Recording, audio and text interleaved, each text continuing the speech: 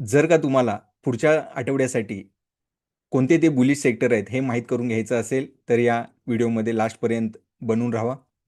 ते जे bullish sector आहेत त्यामध्ये जर का तुम्ही काम केलं, त्यामधून जर तुम्ही स्टॉक आयडेंटिफाय केले, तर जरूर पुढच्या आठवड्यामध्ये, येणाऱ्या आठवड्यामध्ये त्यामध्ये आपल्याला प्रॉफिटेबल ट्रेड बनण्याचे चान्सेस जास्त होऊ शकतात.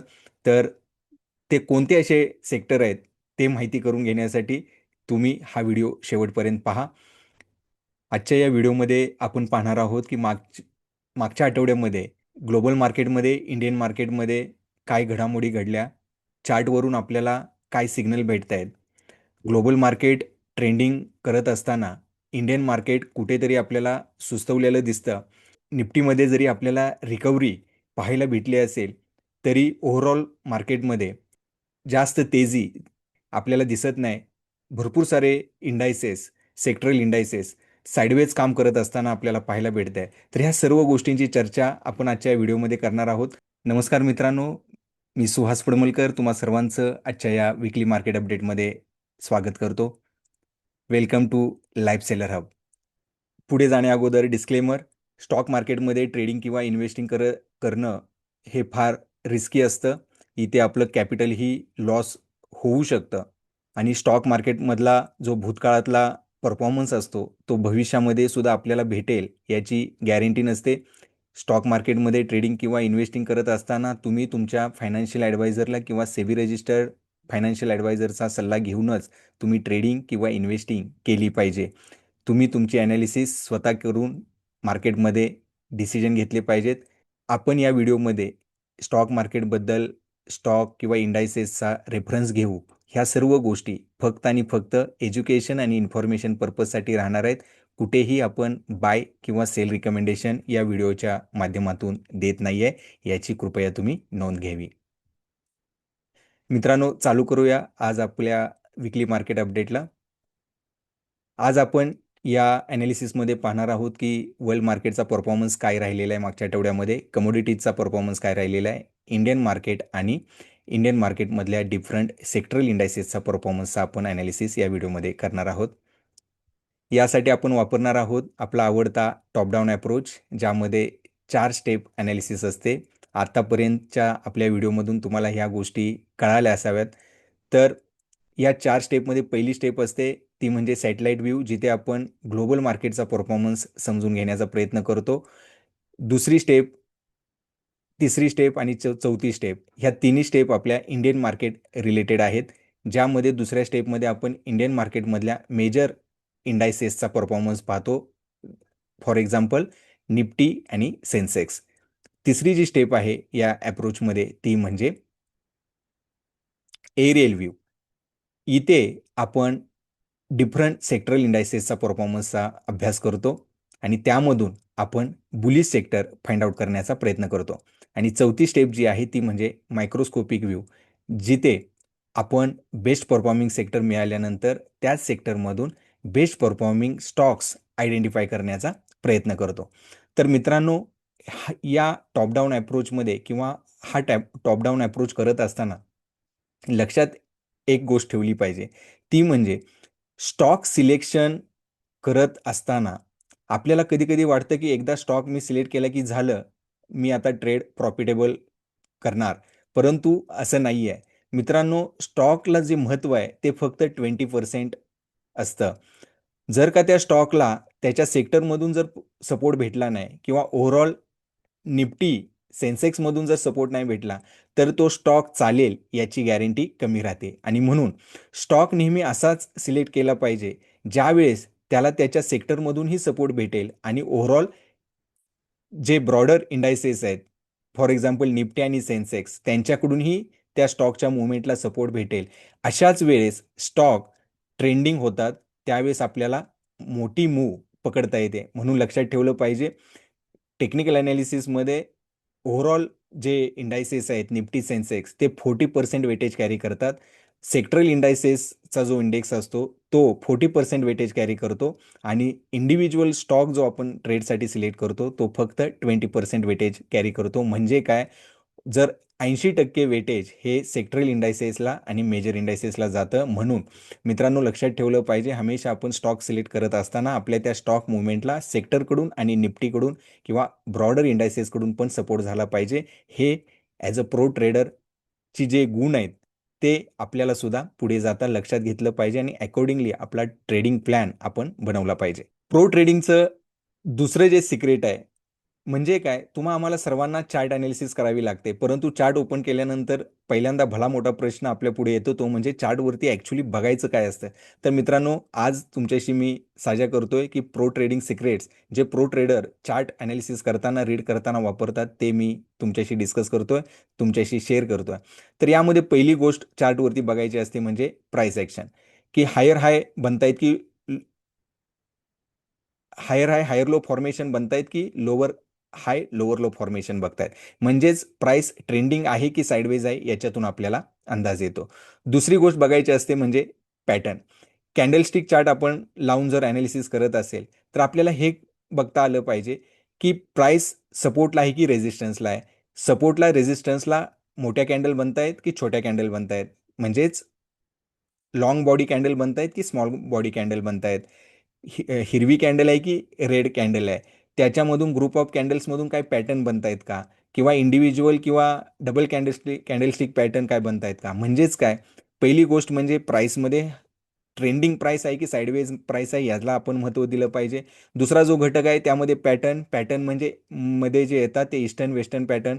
ईस्टर्न पॅटर्न म्हणजे कॅन्डलस्टिक पॅटर्न येतात आणि वेस्टर्न पॅटर्नमध्ये ग्रुप ऑफ कॅन्डलस्टिक बनवून जे पॅटर्न बनतात, for example triangle, rectangle, symmetric, asymmetric triangle आहे ना, head and shoulder, cup pattern, हे सर्व त्यामध्ये इन्व्हॉल्व्ह होतात. तिसरी जी गोष्ट आहे जी चार्टवरती आपण पाहिली पाहिजे ती म्हणजे व्हॉल्यूम. टेक्निकल अनालिसिस मध्ये व्हॉल्यूमला अनन्यसाधारण असं महत्त्व आहे आणि म्हणून व्हॉल्यूमचा वापर सुद्धा आपण चार्टवरती प्राइस ॲक्शन रीड करत असताना व्हॉल्यूमलाही कन्सिडर केलं पाहिजे. चौथी गोष्ट म्हणजे मोमेंटम. मोमेंटमचे ॲनालिसिस करत असताना आपण आपल्या ट्रेडिंग स्टाईलमध्ये ॲनालिसिसमध्ये आपण RSI ह्या इंडिकेटरचा वापर करणार आहोत. पाचवी गोष्ट म्हणजे व्हॉलॅटिलिटी. व्हॉलॅटिलिटीसाठी आपण आपल्या ॲनालिसिसमध्ये बॉलिंजर बँडचा वापर करणार आहोत. आपण पुढे ते पाहणार आहोत. सहावी गोष्ट म्हणजे सेंटिमेंट. मार्केटमध्ये सध्या सेंटिमेंट काय चालू आहे. कधी कधी आम्ही पाहतो की एखाद्या IT सेक्टरमधल्या कंपनीचा रिझल्ट येतो आणि त्या कंपनीचा रिझल्ट खराब आला म्हणून पूर्ण IT सेक्टरमधल्या स्टॉकमध्ये पिटाई चालू होते, म्हणजे सेलिंग चालू होते. यालाच बोलतात सेंटिमेंट. म्हणून सेंटिमेंटलाही आपण कधी कोणत्या स्टॉकला सिलेक्ट करतोय ट्रेडिंगसाठी, यावेळी त्याच्यासाठी त्याच्या पाठीमागे त्यावेळेस मार्केटमध्ये असलेलं सेंटिमेंट सुद्धा कन्सिडर करणं गरजेचं असतं. आणि सातवी गोष्ट म्हणजे टाईम सायकल. मार्केटमध्ये जे बॉटम आणि टॉप फॉर्मेशन होतात ते टाईम सायकलप्रमाणे होतात. तर त्याही गोष्टीला आपण आपल्या ॲनालिसिसमध्ये इन्व्हॉल्व केलं पाहिजे. अशा पद्धतीनं ह्या 7 फॅक्टरचा वापर करून price, pattern, volume, momentum, volatility, sentiment आणि टाईम सायकल याचा वापर करून आपण चार्ट रीडिंग करायला शिकलं पाहिजे. पुढचा महत्त्वाचा घटक म्हणजे ट्रेंड आयडेंटिफिकेशन. तर यासाठी आपण 3 टाईम फ्रेम ॲनालिसिससाठी वापरतो. पहिली म्हणजे मंथली टाईम फ्रेम, जी आपल्याला लाँग टर्म ट्रेंड दाखवत असते. दुसरी टाईम फ्रेम आपण वापरतो ती म्हणजे वीकली टाईम फ्रेम, जी आपल्याला मीडियम टर्म ट्रेंड दाखवतं. आणि तिसरी टाईम फ्रेम आहे ती म्हणजे डेली चार्ट ॲनालिसिस, जी आपल्याला शॉर्ट टर्म ट्रेंड त्या स्क्रिप्टमधला आपल्याला दर्शवत असते. तर पुढे जाता लक्षात ठेवलं पाहिजे, लाँग टर्म ट्रेंड पॉझिटिव्ह म्हणजे मंथली चार्ट पॉझिटिव्ह आहे. मीडियम टर्म ट्रेंड पॉझिटिव्ह म्हणजे वीकली चार्ट पॉझिटिव्ह आहे. आणि शॉर्ट टर्म ट्रेंड पॉझिटिव्ह आहे म्हणजेच डेली चार्ट हा पॉझिटिव्ह आहे, बुलिश आहे. तर मोमेंटमसाठी जसं मी बोललो की RSIचा आपण वापर करणार आहे आणि त्यामध्येही RSI आपण अनकन्व्हेन्शनल पद्धतीनं वापरणार आहे. नॉर्मली RSI कन्सेप्टमध्ये RSI 70 लेवल जी आहे त्याला ओव्हरबॉट समजलं जातं आणि RSI 30 लेवल आहे त्याला ओव्हरसोल्ड समजलं जातं. परंतु आपण आपल्या कन्सेप्टमध्ये 70-30 न पाळता आपण 60-40ला फॉलो करणार आहे. जसं ह्या इमेजमध्ये दाखवलेलं आहे. तुम्ही इथे पाहू शकता, जेव्हा प्राइस जेव्हा प्राइस इथे 40-60च्या बँडमध्ये ट्रेड होते, तर क्लिअरली आपल्याला साइडवेज मूव्हमेंट इथे दिसते. आणि त्याच पद्धतीनं खाली RSI लेवलवरती जर आपण पाहिलं तर इथे सुद्धा आपल्याला प्राइस ॲक्शनमध्ये साईडवेज मुवमेंट, सपोर्ट रेझिस्टन्समध्ये प्राइस ट्रेड होताना दिसते. जेव्हा RSI 40 लेवलच्या खाली ट्रेड करत असतो त्यावेळेस प्राइससुद्धा डाऊन ट्रेंडिंग आपल्याला पाहायला भेटते. आणि जेव्हा प्राइस RSI 60च्या वरती ट्रेंड होतो त्यावेळेस आपल्याला प्राइसमध्ये सुद्धा एक मुवमेंट, बुलिश मुवमेंट आलेली आपल्याला पाहायला भेटते. तर अशा पद्धतीनं आपल्यासाठी RSI 60च्या वरतीच जो झोन आहे त्याला आपण अप ट्रेंडिंग किंवा बुलिश झोन मानतो. RSI 40 आणि खालचा जो झोन आहे त्याला आपण बेरिश टेरिटरी मानतो, जिथे आपल्याला बेरिश मुवमेंट किंवा डाऊन ट्रेंडिंग मार्केट पाहायला भेटतं. आणि RSIचा जो 40-60चा झोन आहे त्याला आपण साईडवेज झोन मानतो. आणि तिथे हमेशा आपल्याला दिसून येतं की प्राइस ॲक्शन ही ऑलवेज साईडवेज मुवमेंट करत असताना आपल्याला दिसून येते. व्हॉलेटिलिटीसाठी मित्रांनो आपण बॉलिंजर बँडचा वापर करतो. तर बॉलिंजर बँडमध्ये कॉन्ट्रॅक्शन, एक्सपान्शन ह्या मुद्द्याला महत्त्व दिलं पाहिजे. ज्यावेळेस बँड कॉन्ट्रॅक्ट होत असतो त्यावेळेस प्राइसमध्ये जास्त मुवमेंट येत नाही, त्यावेळेस आपण तो ट्रेडिंग झोन अवॉइड केला पाहिजे. बॉलिंजर बँडमध्ये प्रामुख्यानं अपर Bollinger band, lower Bollinger band आणि मिडल बॉलिंजर बँड असे 3 बँड असतात. मिडल बॉलिंजर बँड जो असतो तो नॉर्मली 20 SMA असतो. तर आता आपल्या टॉप डाऊन अप्रोचमधली जी पहिली स्टेप आहे ती म्हणजे सॅटेलाइट व्ह्यू, जिथे आपण ग्लोबल मार्केटचा परफॉर्मन्स पाहतो. तर आपण ग्लोबल मार्केट परफॉर्मन्स अनालिसिसला सुरुवात करूया. पहिला जो चार्ट आहे तो म्हणजे निके जपान. यामध्ये क्लिअरली आपल्याला मंथली विकली चार्टवरती RSI 60 लेवलच्या वरती ट्रेड होताना दिसतोय. प्राइस ॲक्शनमध्ये सुद्धा ऑल टाइम हाय जवळ प्राइस ट्रेड होताना दिसते. Clearly it is a bullish momentum मार्केटमध्ये आहे.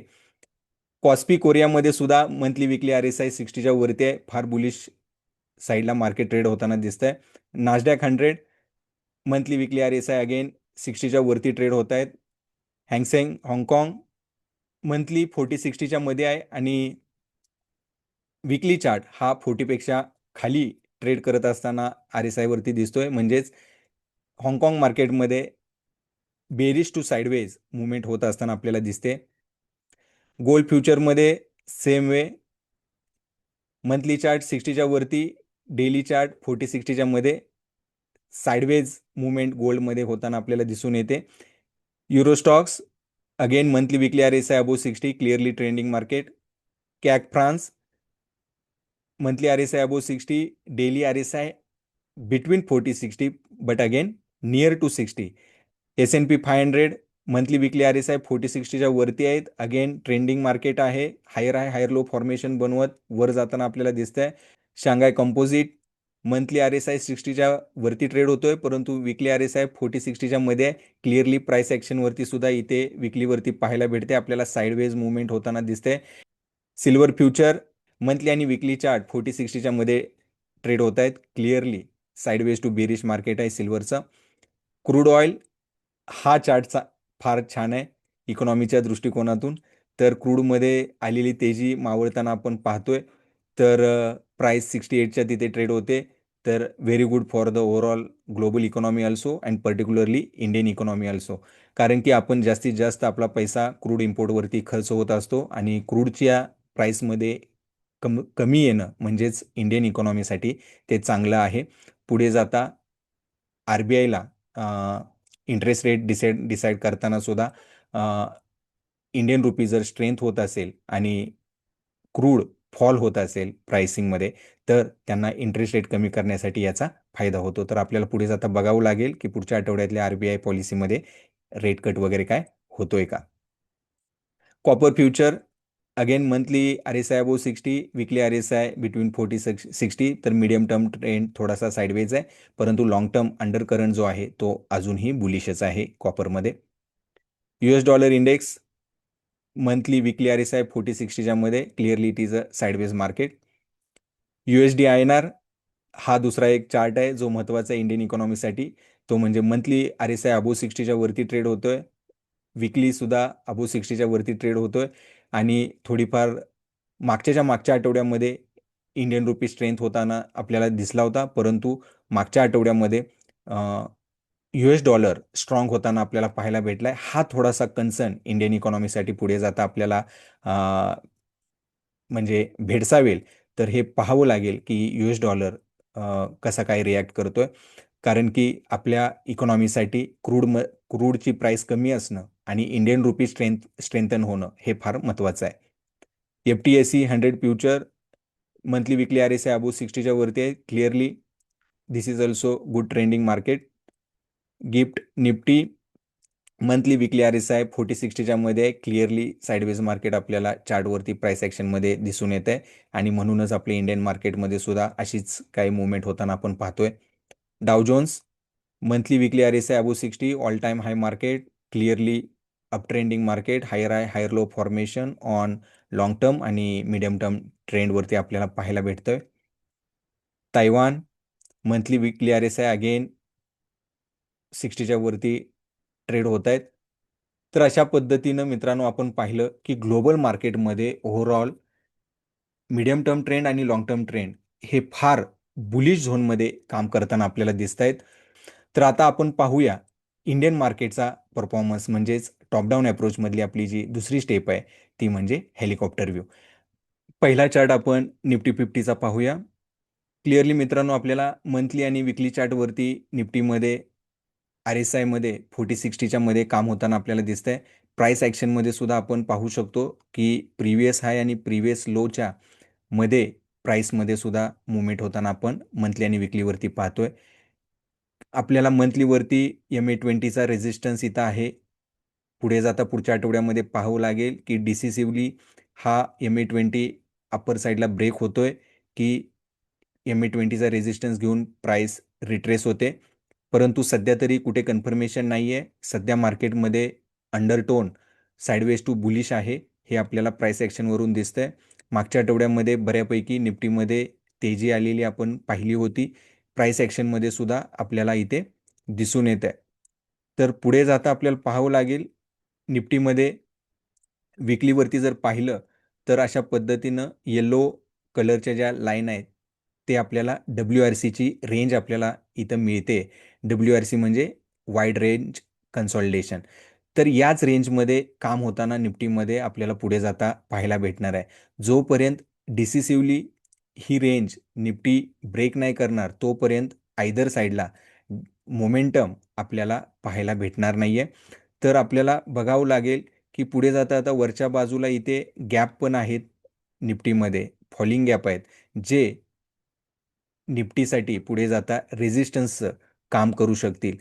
तर अशा पद्धतीनं निफ्टीमध्ये सुद्धा मित्रांनो निफ्टीला जर का वर जायचं असेल तर आपल्याला FIIचा सपोर्ट मिळणं फार गरजेचं आहे. सध्या मार्केटमध्ये डोमेस्टिक इन्स्टिट्यूशन्स FIIचं सेलिंग ॲब्झॉर्ब करतायत, परंतु ते मार्केटला मोमेंटम देऊ शकत नाहीत आणि मार्केटमध्ये मोमेंटम तेव्हाच येऊ शकतं जर का FIIचं सेंटिमेंट मार्केटबद्दल जर का बुलिश झालं आणि त्यांनी सेलिंग करण्याऐवजी जर का बाईंग केली आणि डोमेस्टिक इन्स्टिट्यूशनला जर सपोर्ट भेटला FIIच्या बाईंगचा तर मार्केटमध्ये एक चांगली रॅली आपण एक्सपेक्ट करू शकतो. परंतु सध्या तरी FII बाईंगच्या मोडमध्ये आपल्याला दिसत नाहीत आणि इंडियन रुपी आपण जसं पाहिलं की इंडियन रुपीसुद्धा वीक होताना आपण मागच्या आठवड्यामध्ये पाहिलेलं आहे. क्रूडची प्राइस कुठे ना कुठे सॉफ्ट झालेली आहे, परंतु निफ्टीसाठी रॅली पकडण्यासाठी आपल्याला इंडियन रुपीमध्ये स्ट्रेंथ येणं, FIIचं सेंटिमेंट बाईंग साईडला होणं हे फार महत्त्वाचं आहे आणि त्यामुळं साईडवेज मुवमेंट होताना आपण निफ्टीमध्ये पाहतोय. निफ्टी रिॲलिटीजमध्ये सुद्धा मित्रांनो मंथलीवरती 40-60च्या मध्ये काम होत आहे, परंतु मागच्या आठवड्यामध्ये एक छान तेजी रिॲलिटी सेक्टरमध्ये आलेली आपण पाहू शकतोय. तर हायर लो फॉर्मेशन विकलीवरती होताना आपल्याला दिसतंय. छान पद्धतीनं ब्रेकआउट प्रिव्हियस स्विंग हायचा झालेला आहे. तर मित्रांनो पुढे जाता रिॲलिटी सेक्टरमधून सुद्धा आपण व्हॅल्यू बायसाठी स्टॉक निवडले पाहिजेत. Nifty pharma very good sector. Indian मार्केटमध्ये सध्या या चार्टसारखा किंवा सेक्टरसारखा चार्ट नाही आहे. Pharma seems to be very much bullish. Monthly विकलीवरती RSI 60च्या वरती ट्रेड होतोय. RSI 60च्या वरती ज्यावेळेस ट्रेड होत असतो क्लिअरली आपल्याला ते ग्रेट बुलिश मोमेंटम दाखवत असतं आणि फार्मामध्ये सध्या फार छान पद्धतीनं अपसाईड ब्रेकआउट होऊन प्राइस रॅली करताना आपल्याला मिळते. तर मित्रांनो फार्मा सेक्टरमधले स्टॉक आपण लक्षात घेतले पाहिजेत आणि पुढे जाता ट्रेडिंगसाठी अपॉर्च्युनिटी फार्मा सेक्टरमधून आपण निवडली पाहिजे. हे लक्षात मित्रांनो तुम्ही इथं घेतलं पाहिजे. हा सेक्टर आपल्यासाठी पैसे कमवून देणारा सेक्टर पुढे जाता आहे हे मित्रांनो लक्षात घ्या. Nifty IT very much bearish monthly weekly RSI 40च्या खाली ट्रेड करतायत. कम्प्लिटली ती टेरिटरी आपल्यासाठी बेरिश टेरिटरी असते आणि जोपर्यंत डेलीवरती RSI 40च्या वरती येत नाही तोपर्यंत IT सेक्टरमध्ये हात घालायचा नाही मित्रांनो. ITला सध्या अवॉइड करा. निफ्टी मेटल मित्रांनो मंथलीवरती RSI 60च्या वरती आहे. अंडर टोन लॉंग टर्म ट्रेंडमध्ये बुलिश आहे, परंतु विकलीमध्ये 40-60च्या मध्ये RSI ट्रेड होतोय. प्राईसमध्ये ही रिट्रेसमेंट झालेली आपण पाहू शकतो. तर मित्रांनो थोडंसं मेटलमध्ये मिडियम टर्म ट्रेंडवरती थोडंसं साईडवेज मुवमेंट पुढे जाता आपल्याला पाहायला भेटेल. तर मेटलमध्ये जी तेजी आलेली होती त्यामध्ये थोडासा ब्रेक लागलेला आपल्याला मिडियम टर्म ट्रेंडवरती दिसतोय, परंतु सिलेक्टिव्ह बेसिसवरती आपण मेटल सेक्टरमधले सुद्धा स्टॉक आपल्या रडारवरती ठेवले पाहिजेत आणि proper trading opportunities find out करून त्यामध्ये सुद्धा आपल्याला पैसे बनवण्यासाठी अपॉर्च्युनिटी मिळू शकते. तर मेटल हा दुसरा सेक्टर आपल्या रडारवरती असला पाहिजे. Nifty infra clearly monthly weekly RSI 40-60च्या रेंजमध्ये ट्रेड करतोय. साईडवेज मार्केट आहे. प्राइस ॲक्शनवरती सुद्धा आपल्याला इन्फ्रामध्ये साईडवेज मुवमेंट होताना दिसते. निफ्टी कन्झम्पशन अगेन 40-60च्या मध्ये मंथली विकलीवरती RSI काम करतोय, त्यामुळं प्राइस ॲक्शनमध्ये सुद्धा साईडवेज मुवमेंट होताना आपल्याला मिळते. Nifty fin services again monthly weekly 40-60च्या मध्ये RSI ट्रेड होतोय. प्राइस ॲक्शनवरती सुद्धा साईडवेज मुवमेंट होताना आपल्याला पाहायला भेटते. प्रिव्हियस स्विंग हाय आणि स्विंग लोच्या मध्ये प्राइस ट्रेड होताना आपण बघतोय. डोजी कॅन्डल बनायला लागलेले आहेत.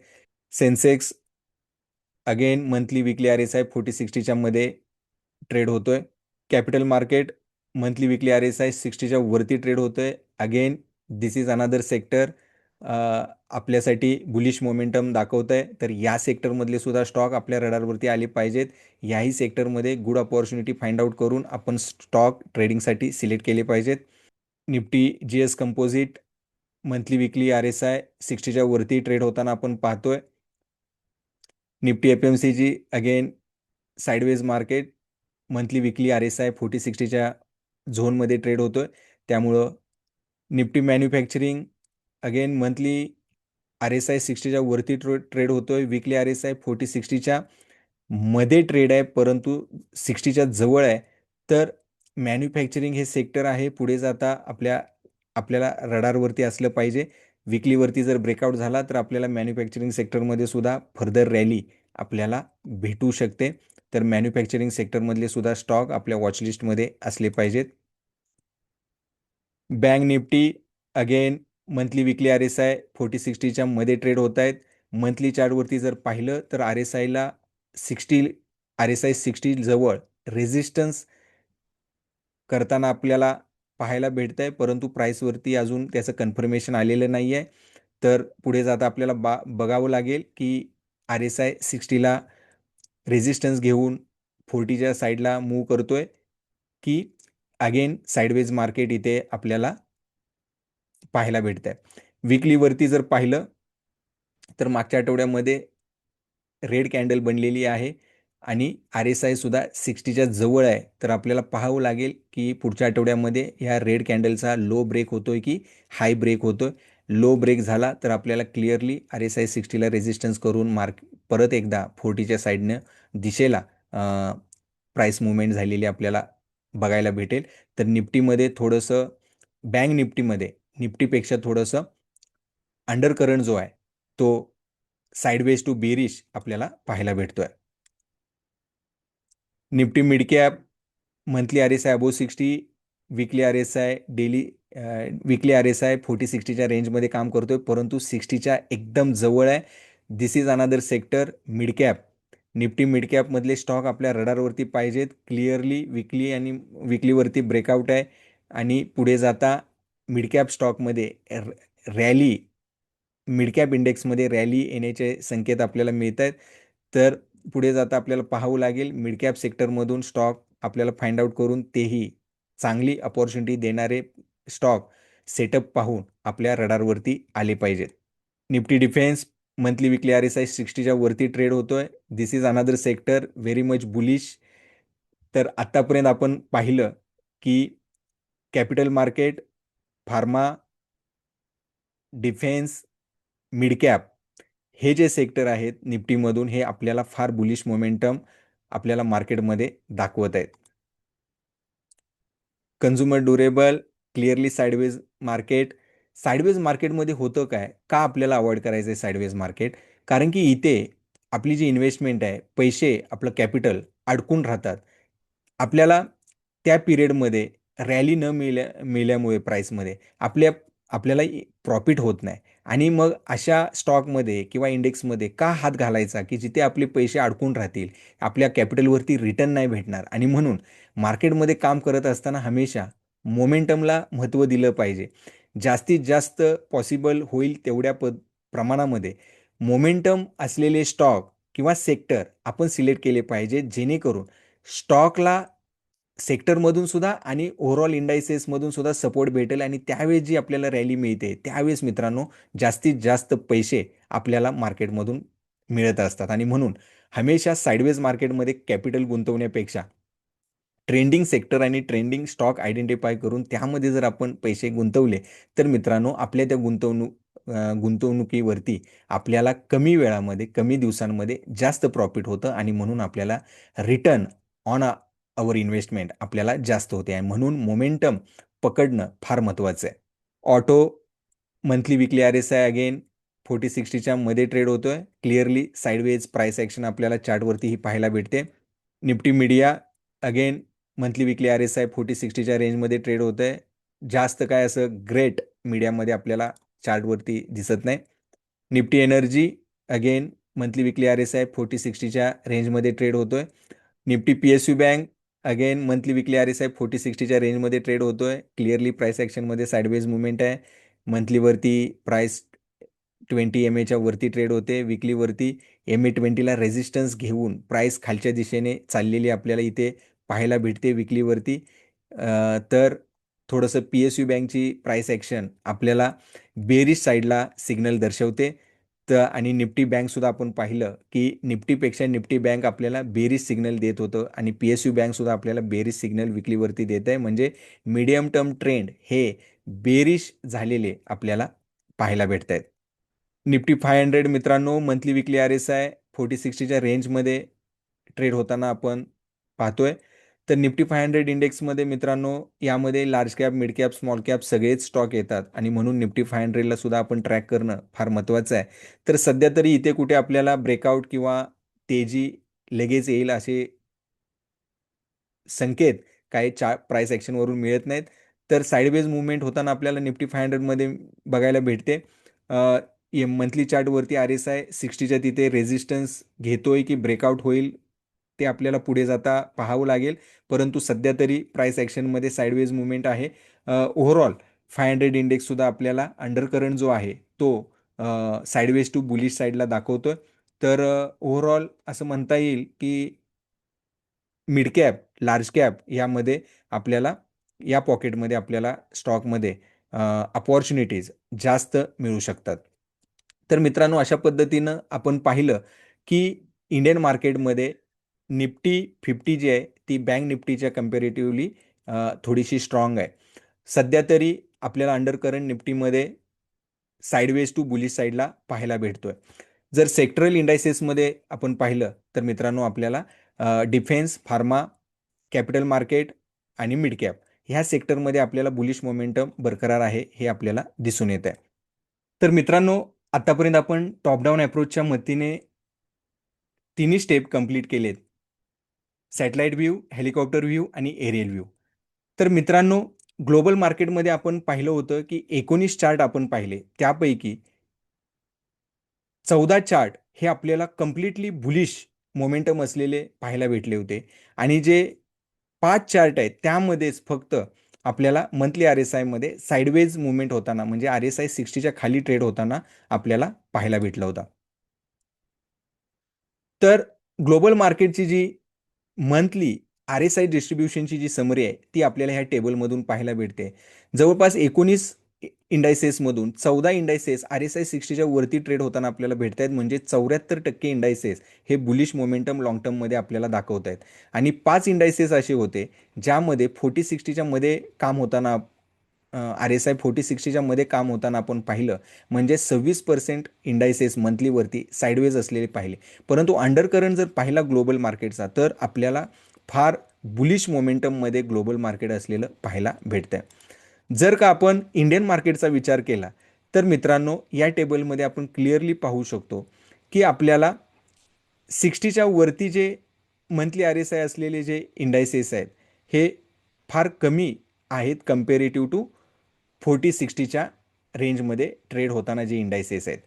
तर मित्रांनो आपल्याला दिसून येतं आहे की इंडियन मार्केटमध्ये जर आपण मंथली चार्टची जर RSI डिस्ट्रीब्युशन समरी जर पाहिली तर आपल्याला दिसून येतं आहे की 7 फक्त असे इंडायसेस आहेत जे 60च्या वरती ट्रेड करत आहेत आणि 14 इंडायसेस आपले असे आहेत की जे 40-60च्या रेंजमध्ये अडकलेले आहेत म्हणजे साईडवेज मुवमेंट होताना लॉंग टर्म चार्टवरती आपल्याला पाहायला भेटते. आणि एक इंडायसेस म्हणजे निफ्टी ITचा असा आहे की जो 40च्या खाली ट्रेड होतोय मंथलीवरती. आणि जर का विकली RSI डिस्ट्रीब्युशन समरी जर आपण पाहिली तर बुलिश म्हणजे 60च्या वरती ट्रेड होताना फक्त 5 इंडायसेस आहेत आणि 16 इंडायसेस असे आहेत की जे 40-60च्या मध्ये अडकलेले आहेत, तिथे काम होतंय त्यामध्ये. आणि बेरिश विकली चार्टवरती एक इंडायसेस आहे तो म्हणजे निफ्टी IT. आपल्या ह्या ॲनालिसिसमधून आपल्याला मित्रांनो बुलिश मोमेंटम असलेले कोणते सेक्टर मिळालेले आहेत तर ते म्हणजे फार्मा, डिफेन्स, कॅपिटल मार्केट आणि मिड कॅप हे जे सेक्टर आहेत आणि थोड्याफार प्रमाणामध्ये मेटल. तर हे जे सेक्टर आहेत यामध्ये जर का कुणाला बाईंग साईडला काम करायचं असेल तर या सेक्टरमधून मित्रांनो आयडेंटिफाय केले पाहिजेत जेणेकरून आपल्याला सेक्टरचा पण सपोर्ट भेटेल आणि ओव्हरऑल इंडायसेसचा सुद्धा सपोर्ट भेटेल आणि त्यामुळे आपली प्रॉफिटेबल होण्याचे ते ट्रेड ते प्रोबेबिलिटी वाढते. आणि म्हणून मित्रांनो टॉप डाऊन अप्रोचचा हा आपल्याला फायदा मिळतो आणि म्हणून प्रो ट्रेडरचं जो अप्रोच आहे तोच आपण आपल्या टेक्निकल ॲनालिसिसमध्ये स्टॉक सिलेक्शनमध्ये केला पाहिजे. तर मित्रांनो I hope you enjoy watching this video आणि हा व्हिडिओ तुम्हाला आवडला असावा. भरपूर असे इन्साईट, व्हॅल्युएबल इन्साईट तुम्हाला या व्हिडिओच्या माध्यमातून भेटले असावेत. जर का तुम्हाला हा व्हिडिओ आवडला असेल तर मित्रांनो नक्की व्हिडिओला शेअर करा, लाईक करा, सबस्क्राईब करा चॅनलला. पुढच्या आठवड्यासाठी तुमचे बुलिश सेक्टर कोणते आहेत, तुम्ही कोणत्या सेक्टरमध्ये काम करताय ते कमेंट्सच्या माध्यमातून मित्रांनो तुम्ही मेन्शन करा. काय तुम्ही शिकला, तुमच्या ॲनालिसिसमध्ये ह्या व्हिडिओचा काय तुम्हाला फायदा होतोय तेही तुम्ही कमेंट्सच्या माध्यमातून मित्रांनो तुम्ही मेन्शन करा. मी प्रत्येक कमेंट वाचेन आणि त्या प्रत्येक कमेंटला उत्तर देण्याचा सुद्धा, रिप्लाय देण्याचा सुद्धा मी प्रयत्न करेन. तर मित्रांनो अशाच नवीन व्हॅल्युएबल इन्साईटसाठी, वीकली मार्केट अपडेटसाठी लाईव्ह सेलर हब बरोबर जोडा. आपण सिल्वर मेंबरशिप ट्रेडर लॉन्चपॅड प्रोग्राम सुरू केलेला आहे. भरपूर असे स्टुडंट्स जॉईन करत आहेत. तर तुम्हाला या प्रोग्रामबद्दल काय डिटेल्स पाहिजे असतील तर मित्रांनो स्क्रीनवरती कॉन्टॅक्ट डिटेल्स दिलेले आहेत, त्याचा तुम्ही वापर करा.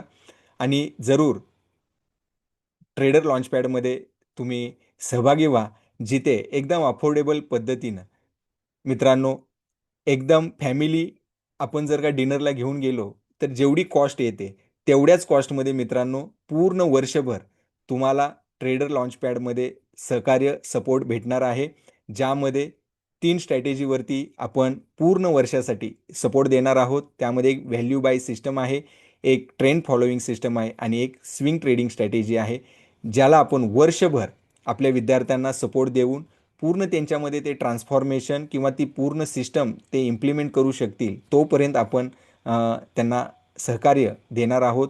टेक्निकल ॲनालिसिस तर आहे, पूर्ण रोडमॅप ट्रेडर लॉन्चपॅड प्रोग्रामचा आहे, जिथे तुम्हाला मोबाईल ॲक्सेसही भेटणार आहे. ऑन द वे तुम्ही लर्निंग करू शकता. वेबच्या माध्यमातून सुद्धा तुम्हाला लॉग इन ॲक्सेस मिळणार आहे, त्यामुळे लर्निंगमध्ये कोणताही अडथळा तुमच्या येणार नाही. ऑन द वे तुम्ही मोबाईलच्या माध्यमातून ॲपच्या माध्यमातून सुद्धा लर्निंग चालू ठेवू शकता. अशा पद्धतीनं भरपूर अशी फायदे तुम्हाला ट्रेडर लॉन्चपॅडमध्ये मिळणार आहेत आणि एकदम अफोर्डेबल कॉस्टमध्ये. तर मित्रांनो कॉन्टॅक्ट डिटेल्सचा वापर करा आणि जरूर आमच्याबरोबर कॉन्टॅक्ट साधा आणि ट्रेडर लॉन्चपॅडचा फायदा घ्या. तर भेटूया मित्रांनो पुढच्या वीकली मार्केट अपडेटमध्ये. तोपर्यंत गुड लक आणि गुड ट्रेडिंग. थँक्यू.